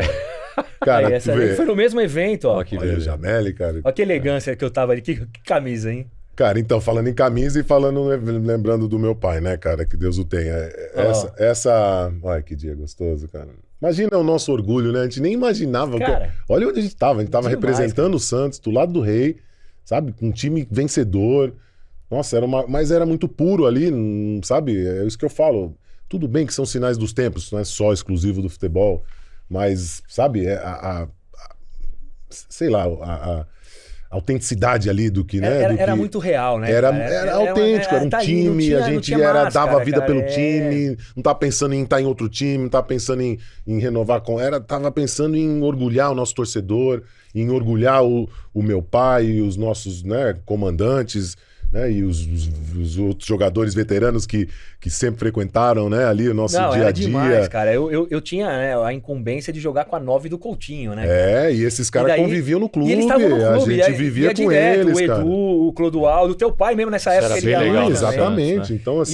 E a gente tinha ali, cara, essa do Coutinho, uma vez eu tava com ele conversando, né, cara, e porra, é o Coutinho, né? Imagina, cara? é, o cara, esse Coutinho, negócio cara. é um fenômeno. E eu brincando com ele, eu falei, cara, Coutinho, você não imagina, cara, eu entro 10 vezes mais concentrado quando eu sei que eu tô com a 9 do Santos, porque, cara, se eu der um passe de canela, errar um gol e tal, cara, você... Eu vou estar Sabe, o que a gente representa eu vou estar um desonrando legado, você, cara. Porra, cara, a gente tava ali naquela fumaça de... Cara, então com isso, com essa, né, com esse sentimento, cara, imagina, na final, o meu sonho, eu já tinha, né, vivido. Eu ia dar a camisa do título pro meu pai. Olha e aí, ensaiei a cerimônia de falar, ó, pai, você já ganhou não sei quantos títulos, né? Conquistou dentro de campo. Mas esse título aqui você não ganhou jogando, você vai ganhar do seu filho. Quem ganhou foi o seu filho. E eu né? queria- Você eu- ficou... Não, isso é Porra, demais, cara, cara. O sabe, Edinho então, falando isso, viado. cara. É. Não poder fazer isso não porque o Botafogo foi melhor, mas porque o Não árbitro deixaram, acabou com o jogo. É duro, cara. O Edinho, em cima, falando, é impossível não falar do seu pai, aliás, antes de vir pra cá, né, durante a semana, conversando com o Jamel, o Edinho, o próximo convidado e tal, você fica pensando no Edinho, que jogou no Santos, goleiro, mas quando eu entrei, a primeira coisa que eu pensei quando te vi, por mais que você tenha tido uma carreira sensacional, por mais que você seja um outro ser humano, mas é impossível não pensar no seu pai também, né? E a gente fica mais arrepiado ainda, né, de estar tão perto de alguém que esteve a vida inteira tão perto, o maior de todos, né? O que o Pelé significa, É a não preciso encarnação começar... hoje, né? Não preciso começar a explicar aqui. Você teve uma carreira diferente. Você fez faculdade nos Estados Unidos antes de jogar? Não, na verdade, quando acabei o colegial... Quando acabou o colegial foi lá. quando eu voltei pro Brasil pra jogar. E aí, quer dizer, você não estava com 15, 16, 17 anos na base de um clube. Você estava nos Estados Unidos. Isso. A minha base no esporte foi nos Estados Unidos, né? Sim. Então foi uma experiência incrível também. muito eclética. Eu pratiquei vários esportes, inclusive eu não jogava futebol, né? Olha eu só. jogava basquete, beisebol, futebol americano, hóquei no gelo. E a minha formação foi nesse sentido. Então, de fato, eu não jogava futebol, mas desde os 6, 7 anos eu participava de processos de esporte, né? Competitivos, né? E a riqueza do esporte, ela tá aí. Ela tá nessa, vamos dizer assim, nesse aspecto. A modalidade em si, é lógico que existe né, uma questão de evoluir tecnicamente dentro de uma modalidade, mas o esporte, e principalmente nessa fase, né, tão jovem ainda, a grande experiência está ali na convivência, Sim. no que você absorve dos seus treinadores, né, na experiência de conviver com os parceiros ali, os adversários e todos os aprendizados que o esporte te traz em termos de, né, onde isso reflete na vida, coisa até clichê, né, vamos dizer assim, mas que é muito verdadeiro e que é muito real, né, e que o esporte oferece. O esporte é a grande ferramenta, né, parceira da educação. Pelo menos a minha experiência Claro. com o esporte foi essa. Claro. O esporte foi uma ferramenta, né, parceiro da minha trajetória no colégio. Então foi, na verdade, a grande moeda de troca, né? Para você poder participar das equipes esportivas no colégio, você tem que ter uma nota mínima. Sim. Tem que manter uma nota média mínima. Então, com certeza, essa sempre foi a minha meta, bater essa média para não ficar fora do time. Pra poder jogar. Então, né, minha mãe sempre lamenta, ela fala, filho, você era tão inteligente, mas era preguiçoso, não sei o quê. Mas eu tenho o esporte a agradecer pelo mínimo que eu me mantive ali. E eu te fiz foi em função de não perder a elegibilidade do Eu fiz time. essa colocação, Jameli, porque além dele ser o filho do rei, que já é uma cobrança absurda, você ainda teve essa questão de voltou dos Estados Unidos e resolveu ser jogador de futebol. Exato. Então, exato. Como é que você trabalhou com isso? Porque era uma cobrança dupla.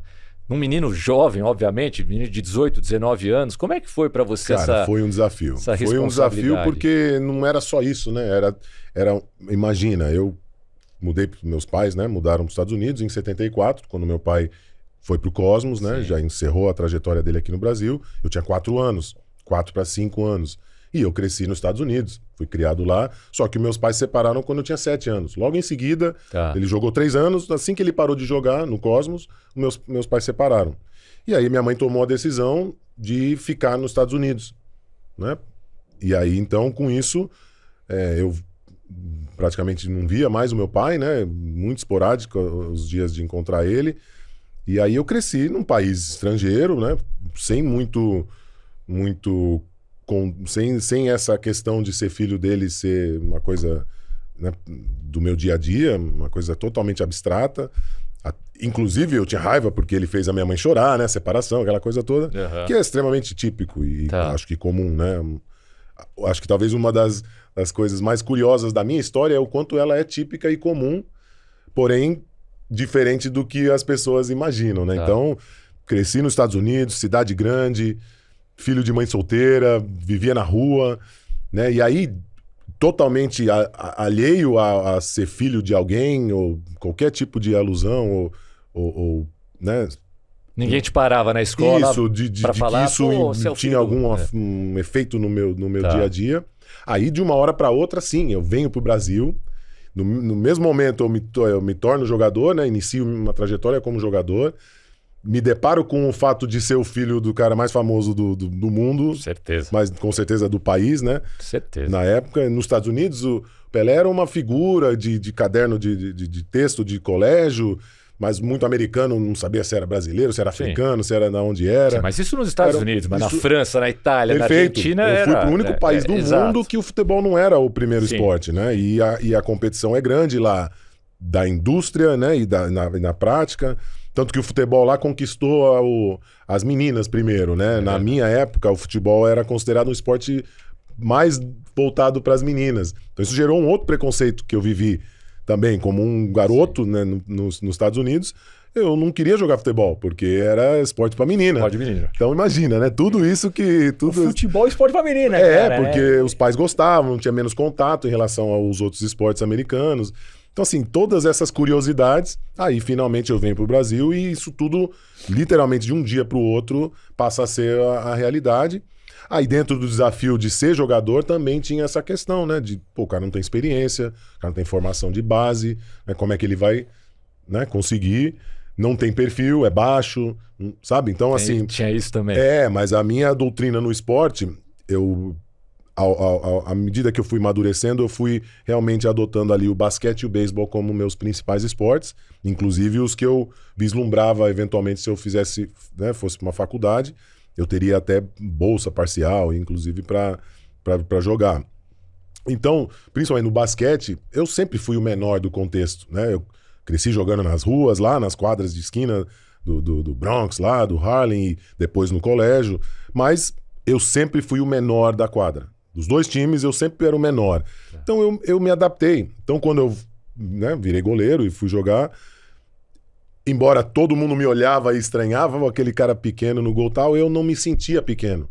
Porque eu já, né, criei soluções né, e atributos físicos, né, impulsão, agilidade, e a minha dinâmica de jogo também, como goleiro, foi interessante. Hoje eu reflito e percebo que eu criei uma dinâmica bastante peculiar também para as minhas características. Era muito rápido, também com o aspecto tático da minha equipe, jogava sempre muito avançada, então eu também jogava bastante fora da área, muitas vezes era um líbero fazendo a cobertura da última linha de zaga, já participava da construção de jogo, da troca de passes no setor defensivo, que era uma coisa ainda, né, não se fazia, não era uma exigência do goleiro saber jogar com os pés, eu já jogava.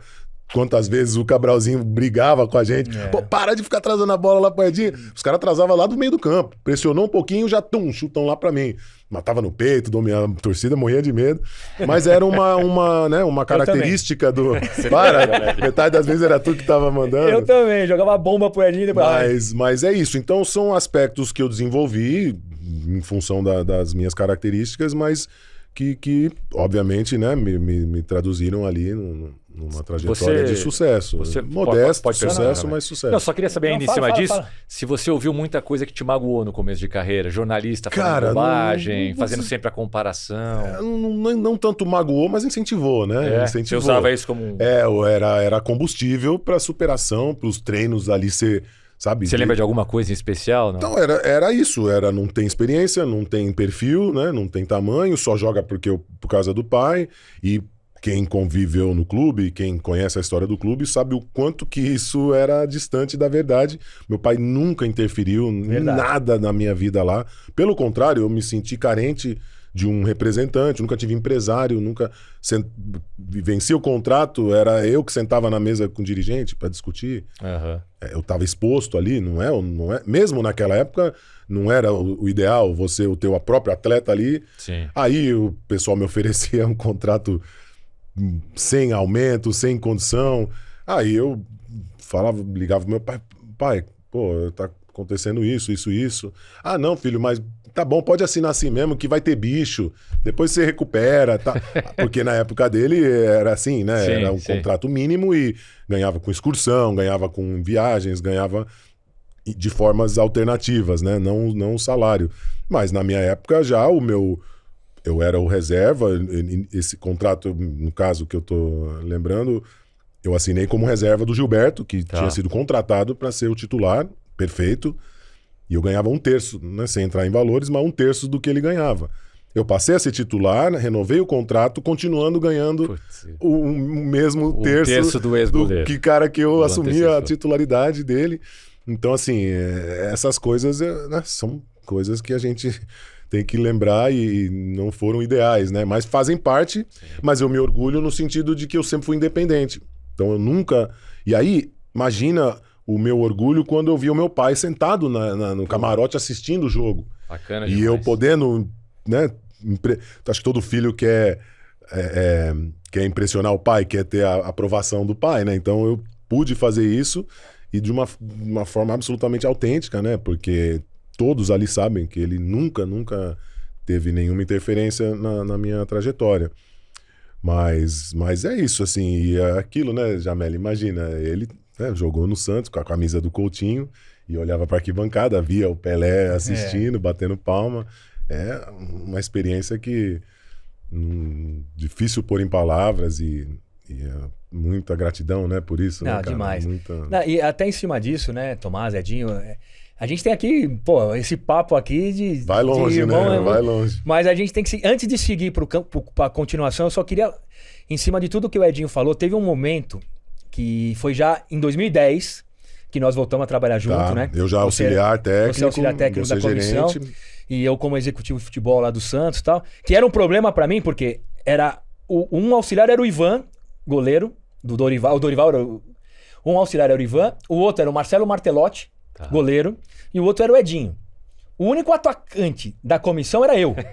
Então, cara, quando tinha as reuniões, cara, esses caras tinham a visão deles, de goleiro. E eu ali falei, cara, a gente ia ver o jogo no Morumbi, eles queriam ficar assistindo o jogo atrás do gol.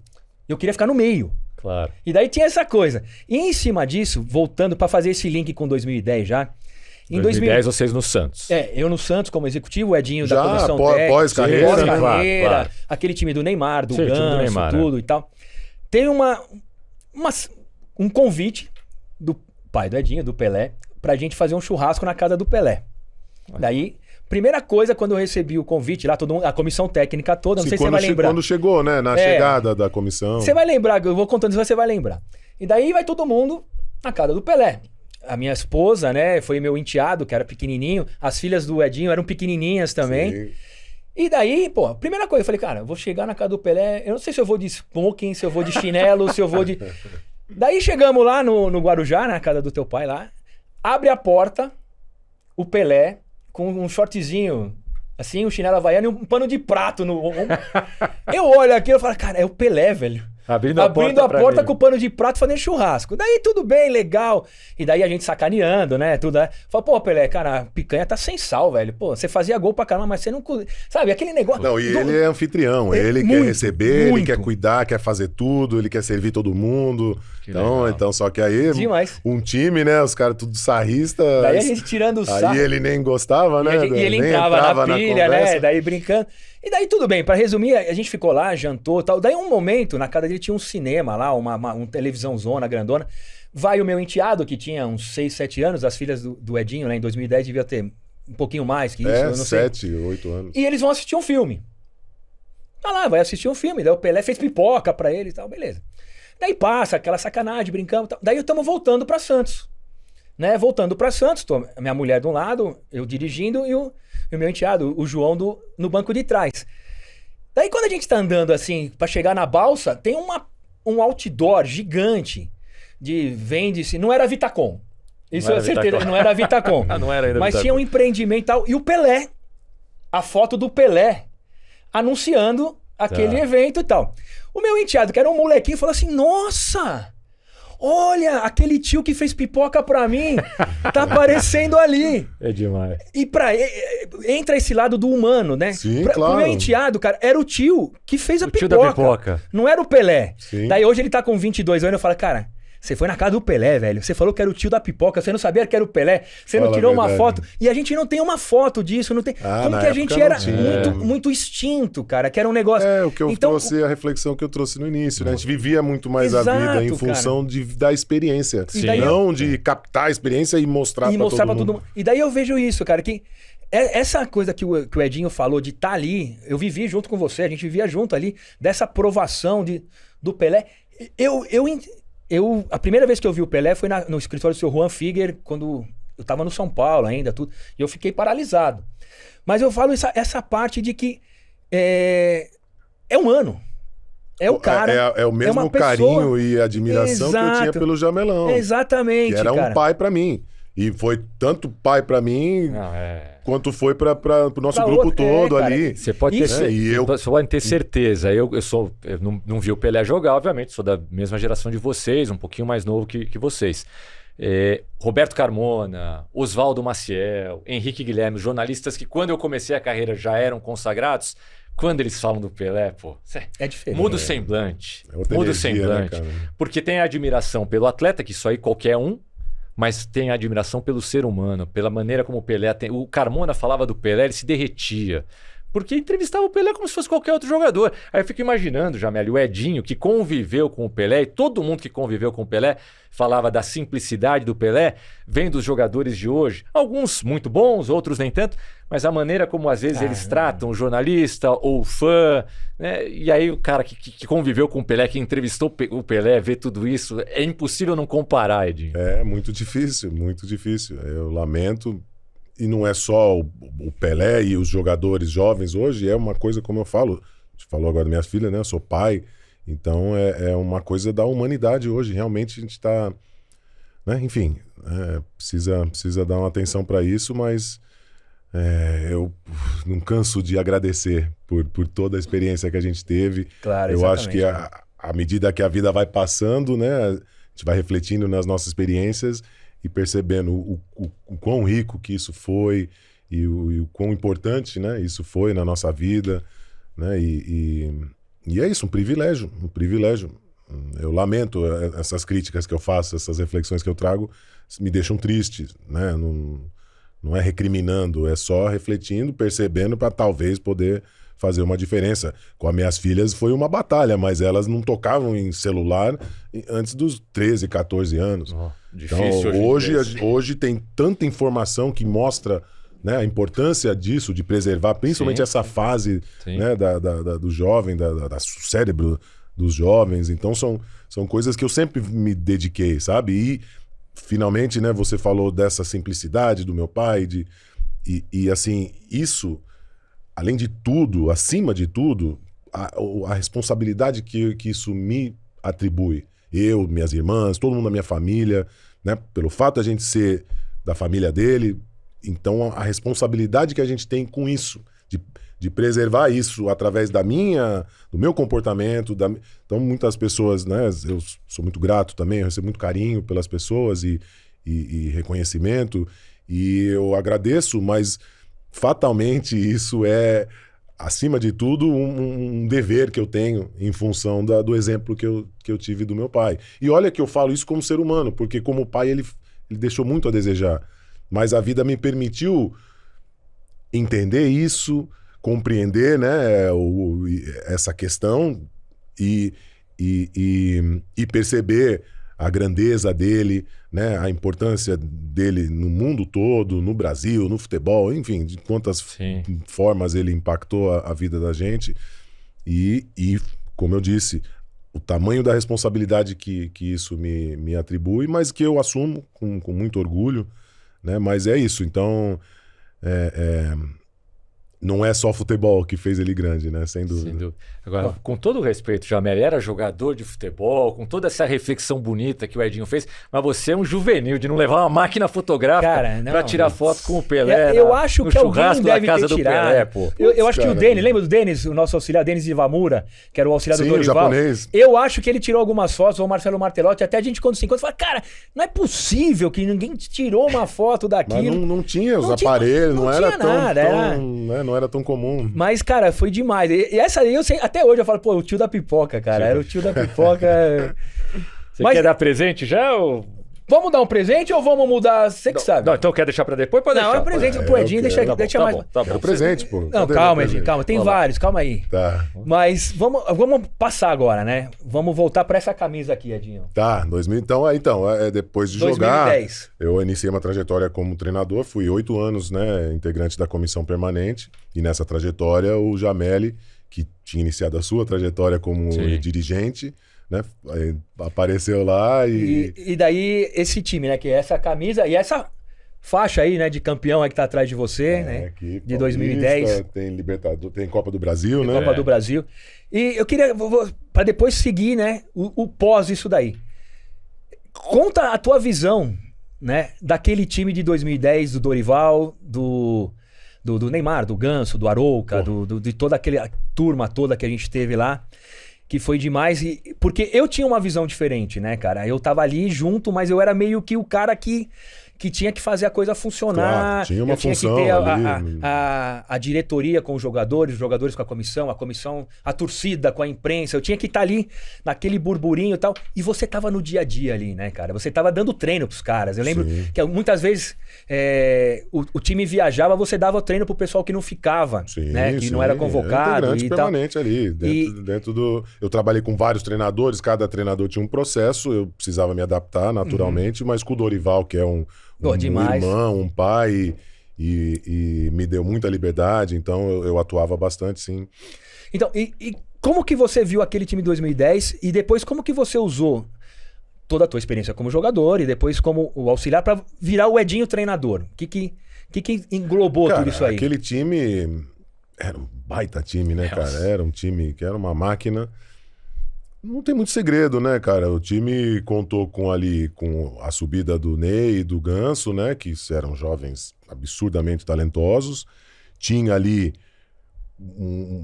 não em termos da equipe em si, mas no sentido de harmonia, de equilíbrio, muito similar ao nosso time, né? Nosso 95, time era muito coeso. Parecido, muito coeso. Os laterais se equilibravam, o meio-campo extremamente coeso, né? Com o Galo, um volante central mais fixo, o Carlinhos, um jogador, um segundo volante com uma dinâmica absurda, uma qualidade no passe. Facilmente hoje seria titular de Bayern de Munique, de Barcelona, de Real Madrid hoje, facilmente. E aí o Giovani, o craque, fazendo a ligação com o ataque, Macedo pelos lados, Marcelo Passos de dentro para fora, mas sempre fazendo um trabalho de extremo, reservas entrando, enfim, uma harmonia muito grande. E eu vi essa harmonia no time de 2010 absurdamente, com os dois laterais, que até hoje, né, fizeram carreiras juntos, os dois. Não, a gente só naquela época contratou o Danilo e o Alexandre, que são jogadores da Copa. Justamente. Até hoje, vão jogar hoje. Isso foi em 2010. E a trajetória dos dois, né, os clubes que foram, enfim. A vinda do Arouca, do aí Durval. Aí o meio campo ali, com o Arouca, o Wesley. Né?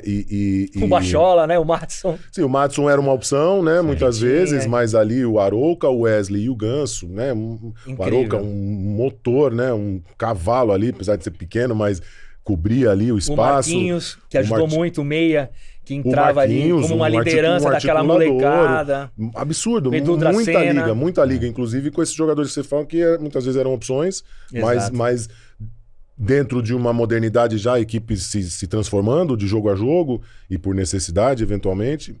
E aí o talento do Robinho, né? Aquele jogador já consagrado, porém com a característica do Neymar, de uma irreverência, né? Podendo ser a referência, mas ao mesmo tempo a liderança ali e a estabilidade, né? da experiência. E o gênio, Neymar, Ganso, né? Enfim, então... E o Dorival, que teve maestria para fazer esse time jogar, para fazer esse time se organizar. E tinha um aspecto de convivência também. Exato, isso que eu ia falar. O ambiente era demais. O Zelov, né? Enfim, o André, centroavante. O André, o Madson, enfim. Tinha realmente um clima de família. Não era mole pra mim aguentar esses caras aí. No papel de pai, eu como o chefe dessa galera, né? Eu tinha que pegar os caras pediam um McDonald's às 3 da manhã. Foi difícil. E daí molecada, né, o japonês, né? O Carlinho japonês, que era o executivo ali junto comigo. Sim, o supervisor. Ele ligava pra mim e falava, pô, Jameli, os caras estão querendo... Estamos na concentração, a nutricionista e tal. Ela sofria, a nutricionista. Os caras estão pedindo o McDonald's e aqui e tal. E aí, eu falei, cara, fala que eu tô pé da vida, mas libera pros caras. Mas fala que eu tô bravo, não sei o quê, mas libera pros caras, porque a semana passada eles meteram 8. Isso que eu falo. No dia seguinte eles vão fazer 7, 8 gols. Eu falava assim, cara, deixa eles comer batatinha frita, comer... Mano, era uma molecada, uma energia, né? Sim, justamente. Era uma coisa com equilíbrio, era uma coisa com... Porque eles eram... não é que eles eram indisciplinados. Eles tinham muita energia e era um moleque.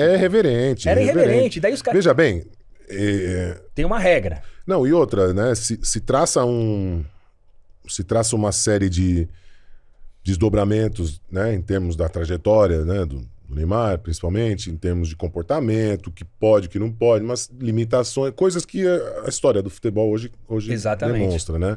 Mas a nossa experiência com aquele grupo, inclusive com ele, era fantástica. Demais. Claro que como qualquer jovem, criança, testa limite, mas justamente era onde a nossa função ali com jogadores como o Dracena, como o Durval, jogadores altamente experientes e maduros. O Léo também.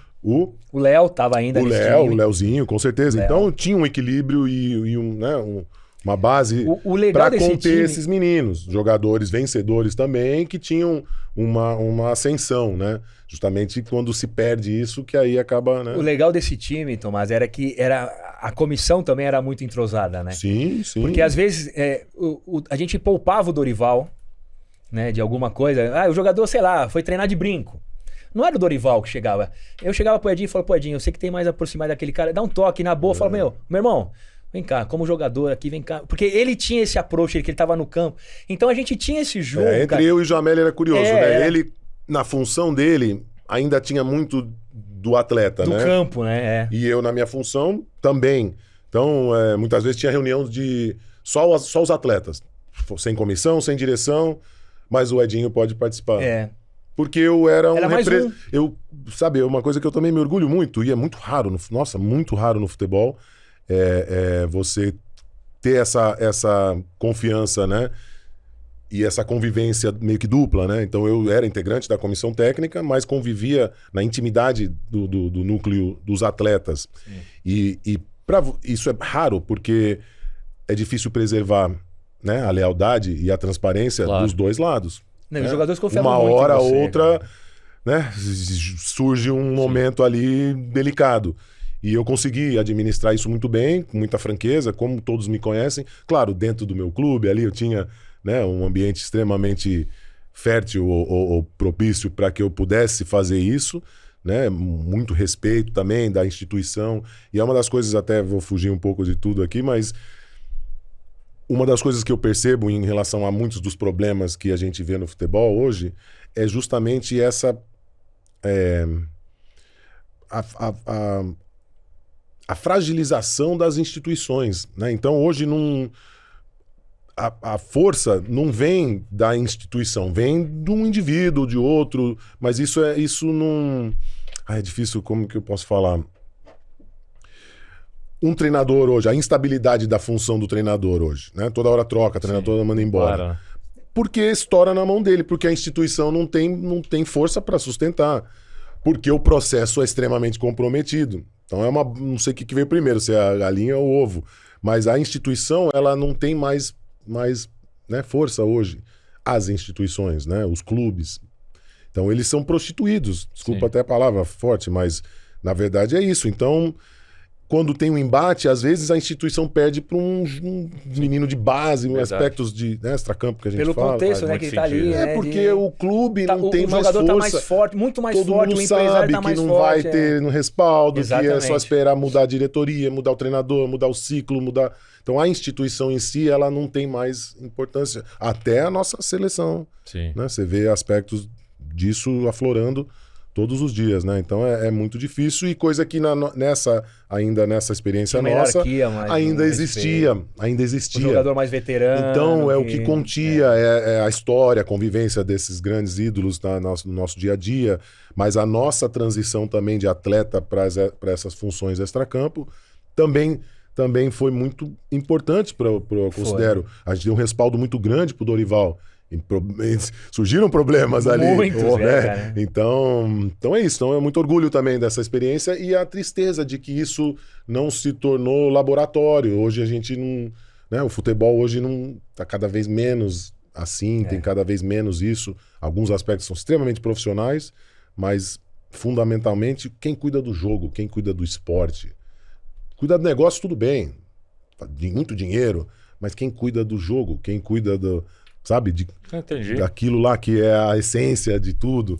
Então é difícil, mas mais um motivo de gratidão da gente ter tido essa experiência demais, cara. Tão rica. A gente fica lembrando as histórias aqui. Tem história título, das viagens. Eu nunca ganhei um título jogando, mas eu participei de tanto título e tanta trajetória vencedora, né, que eu trago tudo isso hoje como treinador.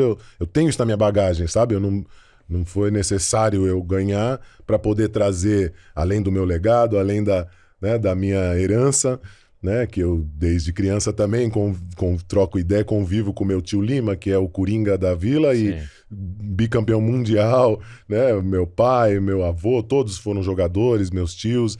Então é muita bagagem, muita história. E a gente às vezes fica um pouco melancólico, um pouco folclórico, né? Com o passado, mas é isso aí. Estamos aí para inspirar aí os jovens. Bom, e falando em bagagem, né? Oh, já te deu o gancho, já Tem mesmo. aqui- Opa! Isso aqui, Edinho. Olha que não foi ensaiado. Não, hein? não foi. Isso aqui, Edinho, é um parceiro nosso, a Chameleon, Pô, que que é uma legal, empresa cara. que faz, né, mochilas personalizadas. Essa aqui é uma... Dos times que eu joguei. Exato. cara. Você pensa que essa aqui Caminho não é fraca, não. essa aqui é especial para Única, você. única. E essa é uma mochila que ela vai com 20 garrafas PET. Tá. Ela é totalmente ecológica. O material usado. Material reciclado e tal. Então a Camino ela faz, né, para empresas, para grandes grupos, para eventos e tal. E aqui, né, o nosso convidado, ele tem aqui, vamos ver direitinho. Pô, Edinho, os times que você jogou, Pô, que você joguei, participou, fui treinador. que você participou na tua Pô, carreira que aí. legal. Aqui, ó, o Água Santa, né, cara? Mojimirim, é isso aí. Tricordiano, Londrina. Puta, Legal. Que orgulho, que E orgulho. então é Muito um obrigado. presente aí, agradecer Chameleon, o pessoal da Camino. Pessoal da Camilleon, muito obrigado. Vou usar com muito orgulho, com certeza. Vou testar, vamos ver se é boa mesmo, porque eu vou usar. E muito obrigado. Então esse é um mano. presente Muito que a gente obrigado. faz, né, Tomás? Pô, muito bacana. Pra você aí, que você use bastante nas suas Vou viagens usar aí. com muito prazer e muito orgulho. E, cara, que você carregue aí o seu laptop pro que você tá fazendo. Conta um pouquinho aí, Dinho, do teu momento, das coisas cara, aí. eu hoje, né, eu sou um profissional do futebol, me frustro um pouco porque me percebo um pouco incompatível com a realidade do nosso futebol, mas não vou desistir, me sinto como como se eu tivesse um compromisso, né, com o futebol. Então, vou lutar em função disso. Mas, de fato, hoje estou sem clube, né? Hoje eu tô no mercado, como se diz. Mas, paralelo a isso, também estou desenvolvendo um trabalho de comunicação, né? Estou desenvolvendo um trabalho de palestras, né? Então, a minha experiência de vida, como um pouco que a gente discutiu aqui, ela é muito rica. Eu já passei por muitas coisas, né? Coisas boas, coisas difíceis, né? Desde que eu me lembro ser gente. Então, eu acho que assim, como você faz, né, Jameli? Você é coach, você incentiva as pessoas, você, né, é um grande motivador de pessoas. Eu acho que eu não tenho a formação que você tem, mas eu acho que a experiência, né, as nossas experiências são extremamente válidas. Sem dúvida. E à medida que, como eu falo, que eu, né, tenho o meu fanatismo pela psicologia, consigo sintetizar, organizar, né, as reflexões, e se eu conseguir expressando isso, né, eu acho que eu consigo, né, incentivar muita gente enfim, né, contar a minha história, né, e as diversas versões dessa história, e é isso que eu estou me dedicando. Enquanto eu não volto para o campo, tô focado nisso. Eu sempre gostei muito de trabalhar com jovem, sabe, com criança, e nosso país não tem uma... Né, não falta carência, né? Não falta... finalmente, só para acabar essa parte, assim, na minha experiência de vida, eu percebi o quanto é importante um simples direcionamento, às vezes, na vida de um jovem. Ó, vai por aqui, não vai por ali. Ó, abre o olho com isso aqui. Toque, não, né? Sabe? Claro, estou generalizando, mas de fato, né? Então, assim, se eu puder ser essa pessoa... e puder impactar na vida dessa como pessoa. Eu tive o privilégio já de trabalhar, eu trabalho com o André Brasolin, é um grande amigo, irmão, querido, e ele tem um Instituto Brasolin, e ele, dentro desse instituto, ele tem um trabalho maravilhoso que chama Anjos do Esporte, onde ele trabalha em várias camadas da sociedade, desde presídios e FEBEMs até bairros carentes, e tem muitos projetos sociais voltados ao esporte. E eu já fiz alguns trabalhos com ele, né? E é um privilégio, é um prazer tão grande você tocar a vida das pessoas, e é isso que eu quero fazer.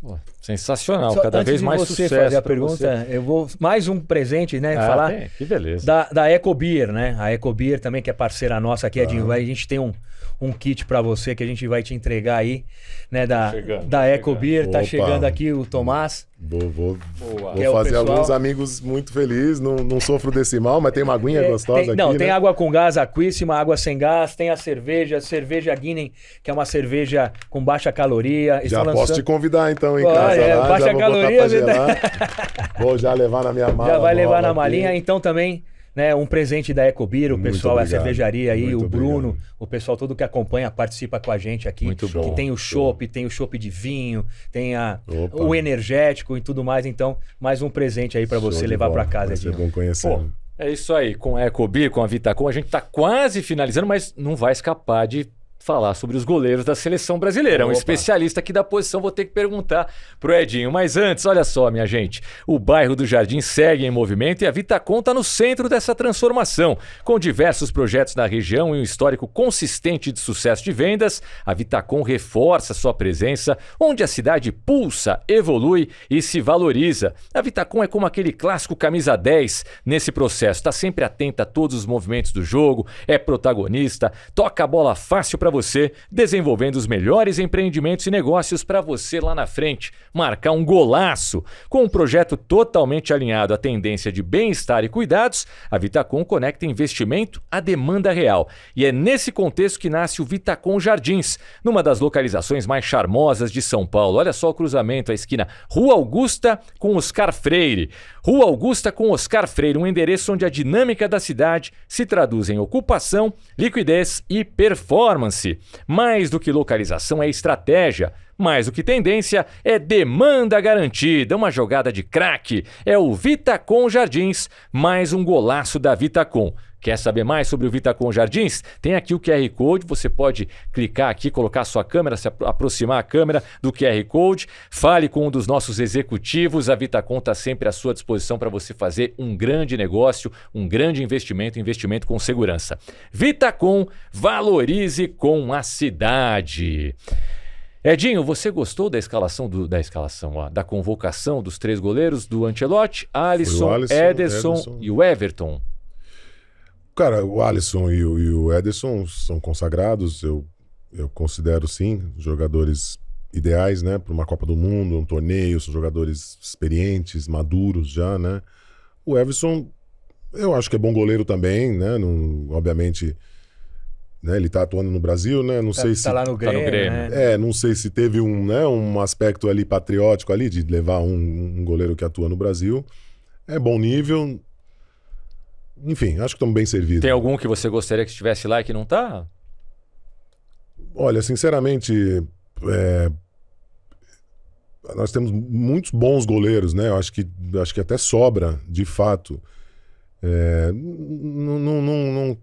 Acho que eu não consigo fazer argumento, né, para tirar um que foi, né, para um que está de fora. Acho que poderiam sim, tem outros que vivem até momentos, né, muito bons. Eu confesso que estou um pouco desatualizado, mas tem. Agora, acima de tudo, num torneio como a Copa do Mundo, a experiência é tudo, né? Então, acho que em termos de nível técnico e bagagem, experiência em equipes vencedoras no futebol do mais alto nível mundial, acho que esses são os 2 nomes, né? Principalmente o Alisson e o Ederson são os 2 nomes ideais. E o Neymar, você concordou com a convocação dele? Acha que é muita discussão à toa ou a discussão é válida na sua avaliação? Cara, eu acho assim, de um modo geral, historicamente, né, a gente imagina convocar jogador que vive o seu melhor momento, mas obviamente, né, o Neymar tem crédito, não se discute a qualidade técnica dele, então toda regra tem exceção, né, pode ter uma exceção, então acho que esse seria... Não conheço o Ancelotti, não faço parte do processo, mas eu acredito que foi aberta uma exceção em função do grande nível técnico, né, que ele tem, e sem dúvida nenhuma, né, 15 minutos dele bem em campo pode ser decisivo, né, em qualquer partida, em qualquer momento. Então, assim, né, eu acho que tem valor e é isso, assim, o grupo é forte, né? Eu acho que muitas pessoas falam com muita nostalgia da nossa seleção e das seleções de passado, mas a realidade é a que nós estamos enfrentando agora, e a equipe que está indo é uma equipe muito forte. Ponto. Vamos enfrentar equipes fortes também. Não considero a única forte, mas eu acho que à medida que a gente vê a formação desse time, né, liga agora um pouco de continuidade em função de treinamento e ficar junto, sequência de jogos, eu acho que pode ser assim uma finalista tranquilamente. Vamos torcer por isso, né, Jameli? É isso aí, né, Tomás? Então, cara, puta, Edinho, não tenho palavras, cara. Pô, é sempre bom. E, sempre pô, bom eu fico até junto. arrepiado, emocionado de tá te entrevistando, né, cara? Que a gente Sim, tava no mesmo quarto outro isso aí, dia. é isso aí. Que a gente fala, tava no mesmo quarto. Na fila concentrando da comida lá pra pegar o bife. Ó, tira da mão daí que esse bife é meu, não sei o quê. Isso aí. Só que a gente fala que outro dia, cara, só que já faz mais de 30 anos 30 isso, né, anos, cara? cara. Então, eu acho que essa relação que a gente tem, essa amizade, da gente vir de mundos tão diferentes, se juntar ali e tá junto. O esporte, ter essa né? O esporte conexão, proporciona né? O isso. esporte, cara. Um grande Então, nivelador, né? Cara, é um prazer estar aqui conversando com vocês. A gente tem aqui, a gente deu quase 1h30 aqui e tal. Deve ter se a gente estourado, ficasse 3 horas aqui, tinha papo, história, né? né? Porque Tem. Eu tô lembrando aqui um monte de coisa que eu deixei de falar. E uma coisa que a gente sempre Já fala, fica né? pra próxima. Tá Edinho. bom, Já bom. tá convidado pro Vamos próximo. pro segundo. Que a gente quer, né, fazer aqui no Talk de Bola, né, Tomás? É essa conversa com conteúdo, né? com experiências que podem agregar. Então, cara, puta, não tenho palavras pra Foi muito você ter legal, vindo aqui, muito legal. Pô, combinado Te amo, da meu. gente fazer Te aqui, amo. pô, da mesma forma.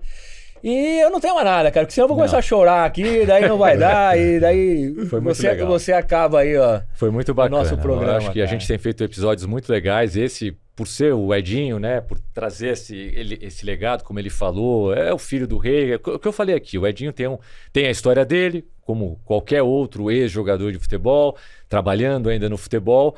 Mas não tem. Isso é uma coisa que vai te acompanhar sempre, Edinho. A gente vê você e, claro, te vê e pensa também no seu pai, que foi o maior jogador da história do futebol. Eu não sei se em algum momento vai ter a discussão se tem outro que pode chegar no nível do Pelé. Pode até acontecer. Agora, porque tem a história, o melhor e o maior. Maior do que o Pelé não vai ter. justamente, a A questão maneira- o impacto, eu impacto, gosto de usar esse termo, exato, porque aí é exatamente. atemporal, né? Então, É. se discute estatística, Se- cada um tem sua opinião. Maior não vai ter. Mas, né, refletindo no impacto que teve no esporte, Ele muda tudo. no mundo. Muda. Até a camisa acho que- 10, hoje eu estava discutindo na rádio, o Neymar vai repetir o Pelé, vai usar a camisa 10 pela 4ª Copa seguida. Na primeira Copa, não existia essa mística. Sim. Foi no sorteio que a 10 caiu para o Pelé. Até nisso. Só virou um A tema partir por daí- causa dele, né, cara? Tudo muda. Tudo muda a partir do Pelé, como tudo mudou no basquete a partir do Michael Exatamente. Jordan. Pode até ter um outro jogador melhor do que o Jordan. Eu acho difícil, mas pode acontecer. Agora, maior do que o Jordan no basquete Exatamente. e maior do que o seu pai no futebol não vai ter. Parabéns pela tua história, pela tua obrigado. trajetória, Orgulho pelas tuas infinito. reflexões, que nem sempre, né, os ex-jogadores abordam os temas que você abordou aqui. Foi muito legal. Obrigado, viu, Edinho? Obrigado por convidar, foi um prazer muito grande. Pô, e demais, tamo cara. junto, tamo Demais junto. te receber aqui, né, cara? Quero voltar. É isso aí, Jameli, e você, amigo, que está curtindo o canal do Band Esportes, está no aplicativo da Newco Play. Na semana que vem a gente está de volta com mais um grande convidado do Pode dar um futebol. spoiler? Pode. Pelo menos alguma Ó, coisinha? Spoiler. Já. Se bem que ele não Se, era se bem tanto- que ele era mais aqui. Era mais né? aqui na manchete, né? Só que mais um, né? Teve o Sérgio que veio, o Edinho que veio, e mais um que é bom Que com vai as ser com as mãos. mãos. Né? Seria um vai ser bom com as goleiro. mãos. Seria um bom goleiro. Se bem que o Edinho era bom no pé também. Vai Isso ser. é pra próxima vez que ele vier. Quando tinha um rachão lá no Santos, eu pegava a luva dele, ia pro gol e ele ia pra 9. É que é mesmo. Mas é outra história, né, Edinho? É isso mesmo. Fica pro próximo episódio do nosso Toque de Valeu. Bola. Valeu, pessoal.